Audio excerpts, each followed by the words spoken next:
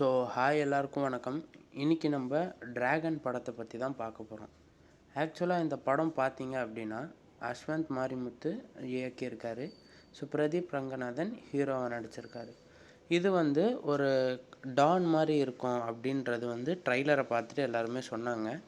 ஆக்சுவலாக இந்த படம் டான் மாதிரி இல்லை. டானை விட இது நல்லா இருக்குன்னு சில பேர் சொல்கிறாங்க. ஆனால் இந்த படத்தை பார்த்தீங்கன்னா டானை விட கொஞ்சம் பெட்டராக இருக்குது. ஆனால் கிளைமேக்ஸ் மட்டும் கொஞ்சம் சொதப்பியிருக்காங்க. மேபி அதை மட்டும் இன்னும் கொஞ்சம் ஓகே பண்ணியிருந்தாங்கன்னா இன்னும் நல்லா இருந்திருக்கும் இந்த படம். ஆக்சுவலாக இந்த படத்தில் காமெடிக்கெலாம் பஞ்சமே இல்லை. காமெடி ப்ளஸ் சென்டிமெண்ட்டு தான் இந்த படத்தில் கொஞ்சம் சொதப்பியிருக்கிறதா பேச்சு போயிட்டுருக்கு.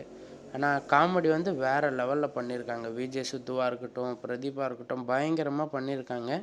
காமெடிக்கு இந்த படத்தில் பஞ்சமே இல்லை. இந்த படமும் அவரோட ஃபஸ்ட்டு படம் மாதிரி 2 சான்ஸுன்ற மாதிரி கதையில் தான் போயிட்டுருக்கு. ஆக்சுவலாக டிராகன் இது ஒரு நல்ல படம். இந்த ஹீரோவுக்கு இது ஒரு சூப்பரான படம். பேக் டு பேக் பயங்கரமாக நடிச்சுட்டு வந்திருக்காரு இந்த படத்தை. பார்ப்போம்.